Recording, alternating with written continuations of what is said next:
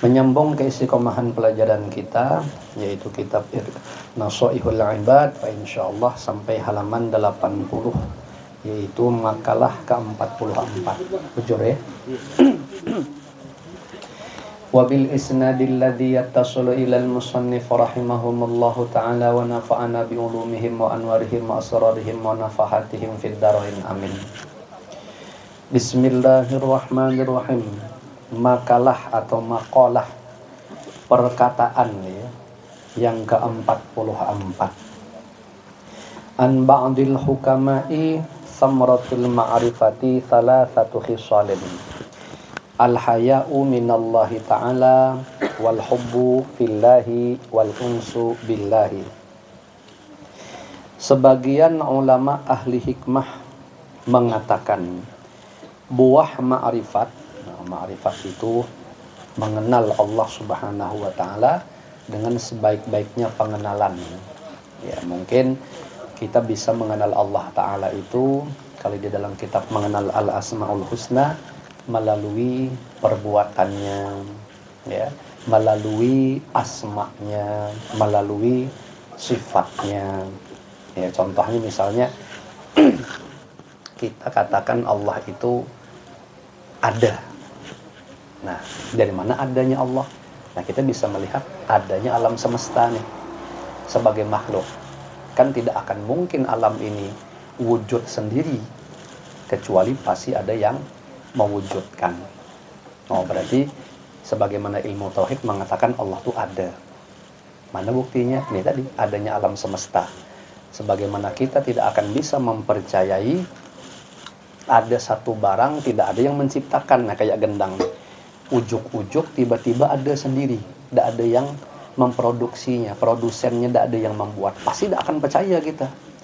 Nah, artinya ada yang membuat nih. Begitu juga, cuman kan kita tidak tahu yang membuat nih siapa nih gendangnya, orangnya siapa, namanya siapa, produksi pabriknya ibaratnya di mana. Tapi yang jelas kita tahu yang membuat ada. Kemudian Allah juga punya sifat Ahad, ya, Maha Tunggal, Maha Esa bahasa kita. Dari mana kita bisa mengerti Allah itu Maha Esa? Buktinya segala sesuatu ini terjadi secara seimbang. Artinya perputaran siang malam, ya, seimbang aja, terus berganti. Coba kita bayangkan Tuhan ini banyak. Tentu mereka akan bisa berbeda dalam menentukan kebijakan. Sikoknya mau siang, sikoknya mau malam. Yang terjadi akan hancur alam ini. Kenapa? Semua masing-masing berkehendak untuk mewujudkan kehendaknya. Tapi ternyata keadaannya stabil. Ini tandanya yang berkuasa cuma satu. Ya, logikanya begitu. Terus apa lagi? Allah punya sifat kasih sayang. Bisa tidak kita merasakan kasih sayangnya Allah? Jelas. Nih, kita diberikan kasih sayang Allah sampai sekarang nih. Apa yang tidak bisa kita, apa yang mau kita pungkiri dari kasih sayangnya Allah Ta'ala kepada kita? Secara ambil makna Ar-Rahman, Allah yang memberikan nikmat yang besar-besar, kita jelas sekarang dikasih yang namanya iman, kita dikasih yang namanya Islam, ya, kita dikasih sehat, dikasih takwa, dikasih ilmu. Itu gambaran sayangnya Allah sama kita. Nah, Allah punya nama Ar-Rahim, memberi nikmat yang kecil-kecil, yang urusan keduniaan. Buktinya sampai sekarang kita punya HP masing-masing, punya baju, ya, punya wajah yang bungas misalnya atau yang cantik. Itu bahagian, punya duit. Nah, itu bahagian nama Allah Ar-Rahim. Nah, tidak bisa dah kita merasakan kasih sayangnya Allah yang terus-menerus kepada kita. Di saat kita terdesak ada aja bantuan Allah. Itu gambaran belayan kasih sayang dari Allah Ta'ala, bahwa kita yakini Allah punya sifat pengasih dan penyayang. Nah, masa kita tidak bisa merasakan itu? Jadi kita kenal, oh iya Allah nih ada satu pengasih penyayang. Dan ini bisa diluaskan ke nama-nama atau asma Allah yang lain. Berikut juga sifat-sifatnya. Nah, Allah punya satu lagi nama An-Nafi', yang memberi manfaat. Ada kan salah satu nama Allah itu tidak? Nanti ada juga lawanannya Ad-Dar, yang memberi mudarat. Buktinya kita bisa nih merasakan ada yang dapat manfaat kehidupan nih, dapat sesuatu yang senang-senang, yang menyenangkan hatinya, yang cocok. Allah yang memberikan manfaat. Tapi di lain saat kita akan menyaksikan dengan nama Allah Ad-Dar yang memberikan mudarat. Berapa banyak kita saksikan hamba-hamba Allah yang mendapatkan mudarat-mudarat dalam kehidupannya. Jadi antaranya sakit, kecelakaan, yaitu mudarat-mudarat yang digambarkan perwujudan daripada sifat-sifat Allah Subhanahu wa Ta'ala dengan berbagai macam sebab.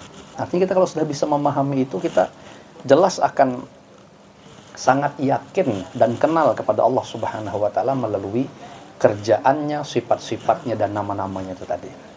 Nah, itu sebahagian cuman, tapi ya baru sebahagian. Nah, itu namanya ma'rifat tuh, kalau kita bisa mengenal seperti itu tadi. Kata sebahagian ulama ahli hikmah, buah ma'rifat itu ada 3. Jadi kalau seseorang tuh betul-betul mengenal kepada Allah Subhanahu wa Ta'ala, nanti pengenalan dia dengan Allah ini akan berbuah. Nah, buahnya ini ada 3. Nanti saya mohon maaf kalau tidak menggunakan bahasa terjemahannya ada di sini ya, karena kalau saya amati sekilas tadi, ini kayaknya payah dipaham untuk bahasa terjemahannya. Coba perhatikan yang megang kitab. Pertama, buahnya itu mempunyai rasa malu oleh Allah. Kalau saya lebih nyaman dipaham tuh, mempunyai rasa malu dari Allah. Boleh juga dibahasa lain kan, malu kepada Allah. Artinya kalau kita tuh betul-betul dapat yang namanya ma'rifat, kenal dengan Allah, kita pasti malu kepada Allah. Atau boleh dibahasakan yang awal tadi, malu dari Allah. Macam mana kita malu dari Allah Ta'ala? Kita coba berpikir pakai akal, kita malu dengan orang apa? Nah, kita malu sama orang nih apa biasanya? Aku malu ketemu sama dia tuh. Biasanya diarahkan karena kita tahu bahwa dia itu mengetahui aib dan celah kita. Itu tidak biasanya. Kita malu-malu. Kalau kita tidak ada merasa bahwa dia itu tidak tahu aib sama celah kita, ngapain kita malu sama dia? Logikanya gitu kan? Nah, sekarang berpikir sama Allah Ta'ala. Aib dan celah apa yang Allah tidak tahu dari kita? Semua aib celah kita tahu. Kalau orangnya cuman paling tahu sih kok dua. Tapi kita sudah malunya minta ampun sama dia. Kini kita punya 100 aib dan celah kekurangan. Dia tahu sih kok apa yang terjadi. Supan gitu. Ya, malu sama dia. Padahal cuma si kok ya. Dan kadang dia bisa ngancam lagi. Gara-gara ketahuan si kok tadi itu kita bisa diduitinya. Betul kan? Nggak awas kawan, aman nggak posisi itu dia. Nah, pembungkam. Betul kan? Nah, nyuap lah bahasanya. Kita jadi malu, kenapa? Karena aib kita ketahuan. Nah, sekarang coba, yakin nggak kita punya 100 aib tadi? 100 itu Allah tahu. Mestinya kita lebih malu kepada Allah Ta'ala. Mulai daripada aib kita di rumah bisa ada sembahyang. Orang nggak ada yang tahu ya. Orang tahunya kita solih seseberataan. Padahal di rumah hantu. Ibaratnya ya. Nah, belum lagi dosa-dosa kita yang lain. Entah kita mungkin mohon maaf pernah nipu orang. Entah mungkin kita mohon maaf lahir batin kalau di rumah. Di majelis gaya buka HP yang ditonton tuh pengajian-pengajian, sekali di rumah maka bokep ditonton. Siapa yang tahu? Nah, betul kan? Nah, senyum Darso. Nah, coba ketika itu Allah tahu dan kita betul-betul mengenal Allah Subhanahu wa Ta'ala, malu tak kita kepada Allah? Nah, jadi buahnya kita kenal sama Allah tadi secara jujur. Ada yang datang ya? Kalau ada yang datang suruh masuk aja biarlah kita berapat. Ya. Mempunyai rasa malu dari Allah, atau boleh dibahasa lain kan tadi, mempunyai rasa malu kepada Allah. Ngapa kita harus malu tadi? Karena Allah sangat tahu segala aib, kekurangan atau celah kita. Tapi hebatnya Allah punya nama Sattar, As-Sattar, Allah yang maha menutupi. Semua aib dan celah kita, tidak ada yang tahu. Ditutup oleh Allah Subhanahu wa Ta'ala dengan keindahan sifatnya atau asma'nya tadi, Allah yang maha menutupi. Kecuali kita dewa yang mengungkai. Oke. Taulah biar ngomong kepada aku banu. Aja ditahu. Kita rusak tutupan Allah Ta'ala. Padahal bagus-bagusnya Allah nutupi, tidak ada yang tahu kita. Seorang yang mengungkai, itulah bodohnya kita di situ. Ya. Nah, Satu, tuh ya. Jadi apa tadi? Mempunyai rasa malu kepada Allah atau mempunyai rasa malu dari Allah. Satu. Yang kedua, di sini dibahasakan beliau mencintai sesuatu karena Allah. Kalau boleh saya bikin lain lagi, cinta kepada Allah. Dah gitu aja. Artinya orang yang betul-betul mengenal Allah Ta'ala, dia dapat ma'rifat, dia masih sangat cinta kepada Allah. Nah, timbul lagi pertanyaan, kita kalau cinta seseorang apa? Secara umum aja, kita cinta. Kalau cantik, bolehlah keindahan wajahnya ya. Nah, tapi ada yang mungkin dari sisi maknawi. Sisi maknawi maksud saya bukan kecantikan, karena kalau cantik itu sifatnya relatif. Bagus sekali, itu lebih cerdas menurut saya. Kenapa? Mohon maaf, kalau cantik kita mandang nih cantik, suruh orang cantik enggak, belum tentu menurut dia, ya. Atau kadang-kadang orang tuh melihat orang lain atau pasangan hidupnya orang lain biasa, jadi kok muka kau tuh, istilahnya muka pacar kau tuh, muka bini kau tuh, tapi aku melihat dia cantik nih. Nah, artinya sudut pandangnya bukan di mukanya, tapi mungkin sifatnya, ya kan? Nah, cenderung secara umum yang tidak akan bisa dipungkiri seperti jawaban tadi, kita akan mencintai seseorang itu ketika kita temukan dia banyak berbuat baik kepada kita. Sekarang sebaik-baiknya orang tidak akan 24 jam detik per detik melakukan kebaikan, tidak mungkin. Sedangkan Allah Subhanahu wa Ta'ala jelas-jelas detik per detik selalu melakukan kebaikan sama kita. Sehingga Nabi Daud alaihi salam tuh pernah bertanya apa? Ya Allah, nikmat Engkau yang paling kecil yang dirasakan oleh hamba nih. Kata Allah, nikmat aku yang paling kecil aku kasih ke hamba nafas. Nah, sekarang macam mana kita membayangkan baiknya Allah ngasihkan nafas secara gratis? Tanyakan orang-orang kesehatan atau orang di rumah sakit, andaikan nafas kita bermasalah sehingga kita harus pakai tabung oksigen, coba kalkulasi berapa duit yang harus kita keluarkan dalam tempo 1 bulan. Tabung tuh berapa harganya? Oksigen tuh? Yang tahu deh. Berapa? Yang murah aja. 100. Ada ya tabung oksigen 100.000 cuman. 2,5. Itu kalau disedot 24 jam berapa lawas habis? Iya apa? Main betul dikit. Coba. Kemudian mana? Ada enggak sehari semalam? Yang punya pengalaman, Ada lah. Udah sampai ya. Tapi 2,5 betul ya? Anggap 250.000 disedot 24 jam persis sehari semalam. Berarti 10 hari berapa? 2,5 juta. Betul kan? Berarti kalau 1 bulan 7,5 juta, 7,5 juta. Coba bayangkan, andaikan kita harus bernafas nih Allah minta bayaran 7,5 juta, 7,5 juta itu cuma mampu untuk kita hisap selama 1 bulan. Nah, apalagi tampang antum yang bokek-bokek gini, ya jelas tidak bakal bisa bayarnya. Kira-kira. Coba bayangkan. Artinya itu baru satu urusan kenikmatan kebaikan Allah, baru urusan nafas. Belum lagi sirkulasi darah kita, ginjal kita yang alhamdulillah lancar, paru-paru kita lancar, jantung kita berdenyut dengan lancar, mata kita bisa buka tutup dengan lancar. Nah, berapa dihargai lagi? Nih mesin pencuci darah yang namanya ginjal nih.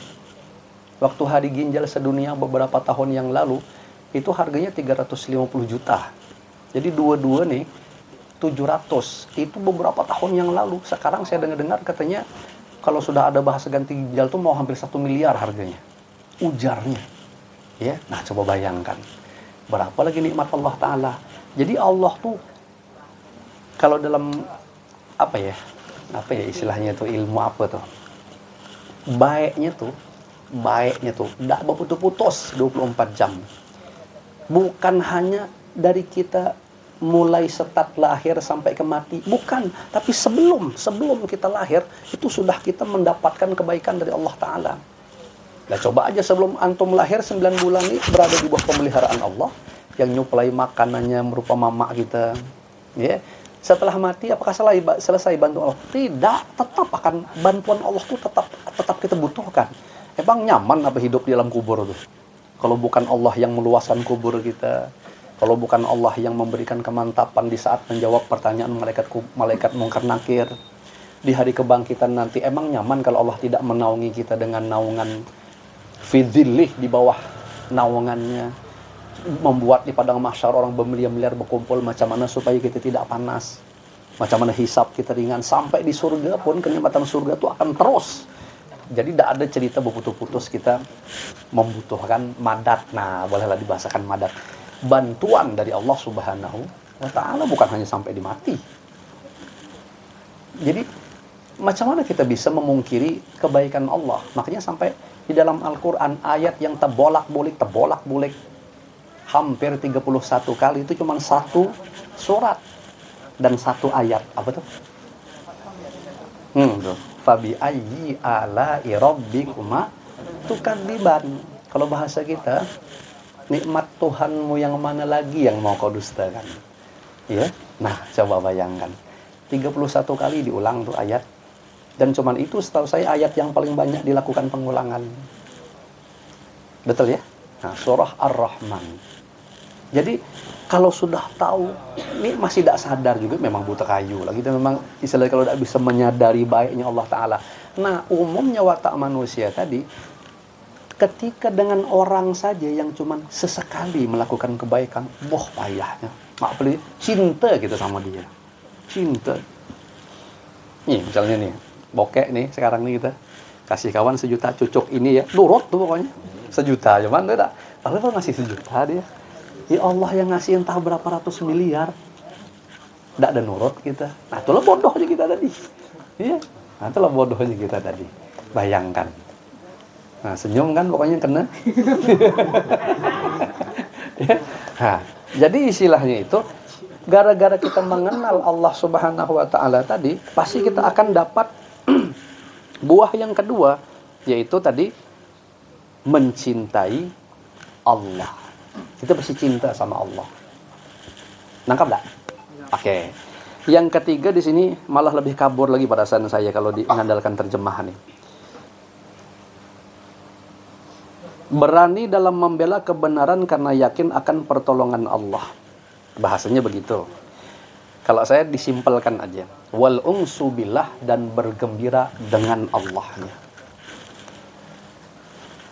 Kalau Allah tuh sudah menjadi kekasih, coba kita sering kan mendengar ungkapan-ungkapan yang sudah di luar akal tuh. Orang yang sudah kadung tenggelam dalam cinta. Apa dia bilang? Aku rela ya, hidup tidur hanya beralaskan koran. Betul lah. Yang penting selalu berdua. Nah ibaratnya, ini yang belum nikah ya, yang walaupun kita tahu pacaran tuh tidak boleh, tapi payah mencari orang yang tidak ada pacaran sama sekarang nih. Tengok di isi WA-nya apa. Wah, kata si cowoknya tuh, aduh abang nih bokek deh air. Tidak ada punya pekerjaan, pengangguran. Jadi nanti kalau seandainya kita menikah, abang tidak bisa memberikan kau sesuatu yang pakaian mahal, perhiasan, segala. Apa kata ceweknya bilang? Tidak apa-apa lah bang. Ujar ulang. Iya, payah lah bilang kan.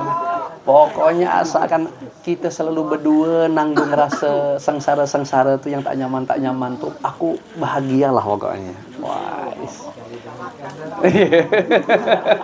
Sekali nikah banyak nyesal ya dak. Nah. Yang saya seneng meme yang tuh apa, kata sampai nenek-nenek tuh, yang nenek-nenek biasa meme tuh, aku udah tahu katanya kau nih kalau melarat.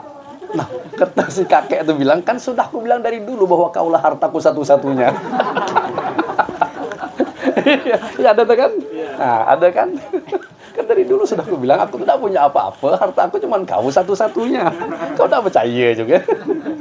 Nah, tapi pokoknya ya, itu memang ungkapan yang tidak bisa dipungkiri. Artinya antum-antum ini jangan-jangan pernah mengeluarkan kata-kata model seperti itu dengan orang rumah tuh, dahulu waktu masih berduaan tuh.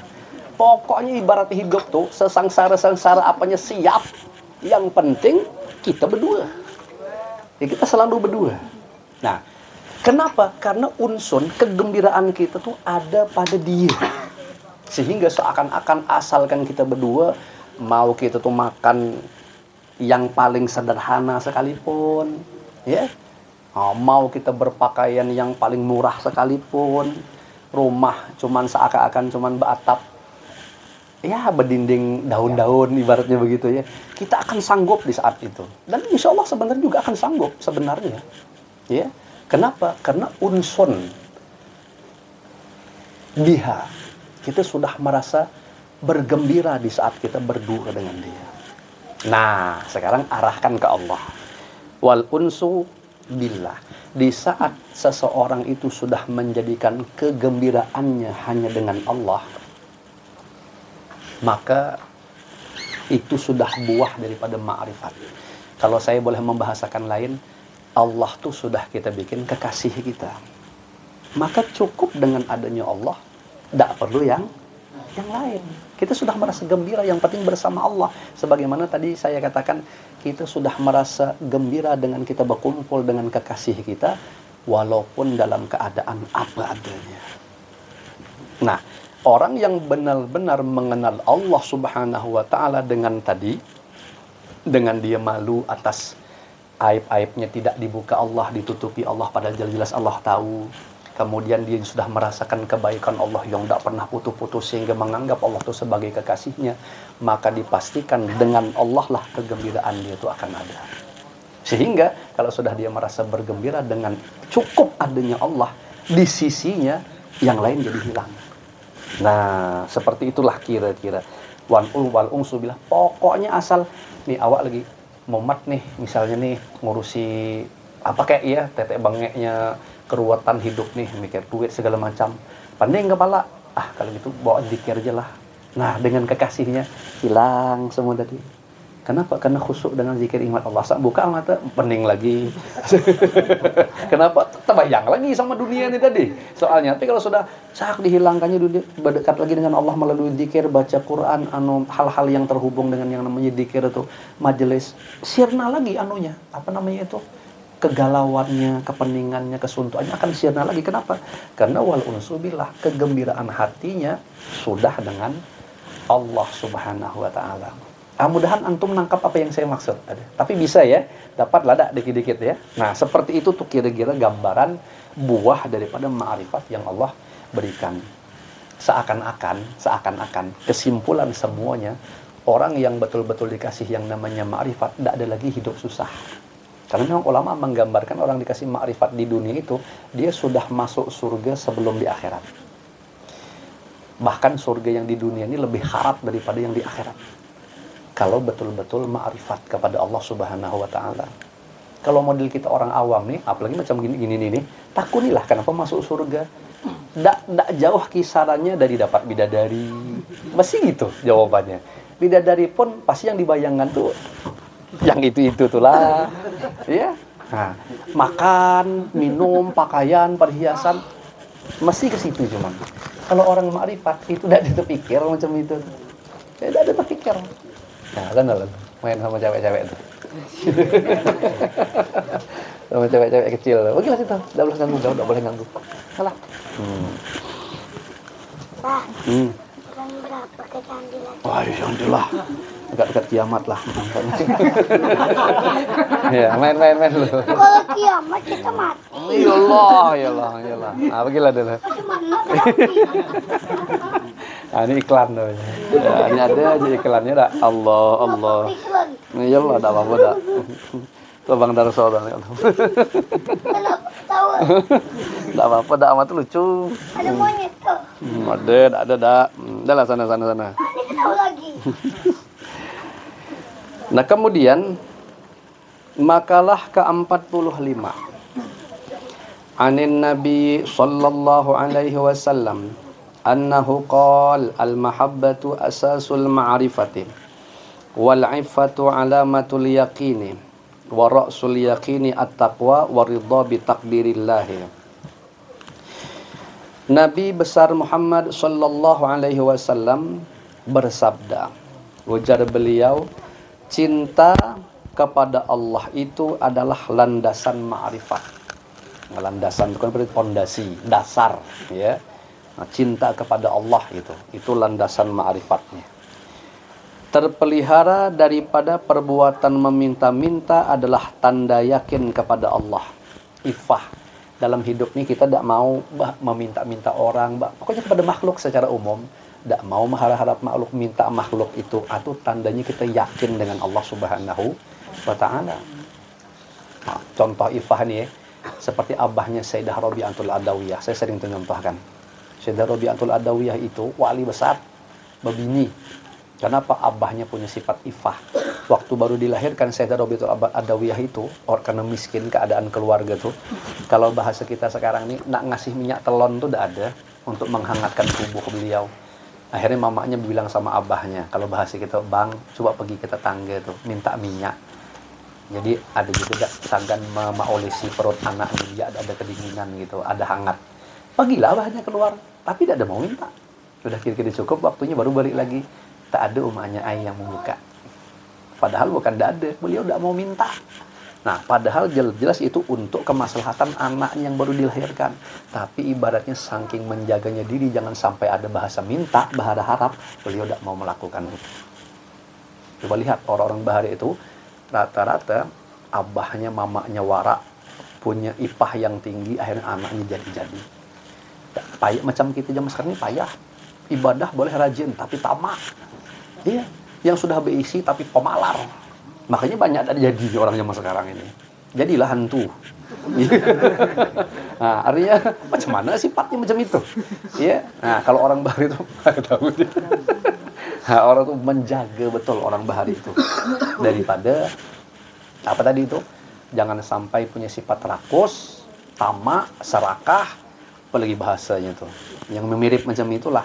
Sama bakhil itu sangat dijauhi itu. Akhirnya anaknya bakaramat macam Sayyidatul Rabi'atul Adawiyah. Nah, jadi terpelihara daripada perbuatan meminta-minta itu adalah tanda yakin kepada Allah. Jadi kalau dalam kehidupan ini kita menghilangkan rasa macam kayak butuh sama orang, bukan tidak ada butuh nih, kita butuh dan sangat butuh, tetapi nembaknya ke Allah Subhanahu wa Ta'ala yang jadi sasaran kebutuhan itu tadi, yang kita sangat yakin yang bisa memenuhi kebutuhan kita. Tidak ada yang lain kecuali hanya Allah Ta'ala. Nah, itu yang bagus. Tapi kalau masih bisa masalah aku bisa dia menyelesaikan, tenang ya, ada dia ini maksud saya selain Allah yang kita andalkan tuh. Nah, tenang aja pokoknya. Itu payahlah kalau udah macam itu modelnya. Nah, berarti dia salah gitu, nah maksudnya menggantungkan harapannya. Dia digantungkan kepada selain Allah. Kalau nak minta-minta, nak butuh-butuh, nak segala macam curhat ke Allah Subhanahu wa Ta'ala. Itu yang harus kita jangan putus. Karena sekali lagi tidak ada yang bisa memenuhi permintaan kita, harapan kita, hajat kita kecuali hanya Allah. Makanya tadi ifah dari perbuatan meminta-minta itu tanda yakin kepada Allah. Adapun pokok keyakinan adalah takwa. Nah, kita kalau betul-betul yakin kepada Allah Ta'ala, pasti kita akan bertakwa. Ya, kan sudah tahu kita ta'rifnya takwa adalah menjalankan perintah dan menjauhi larangan. Betul kan?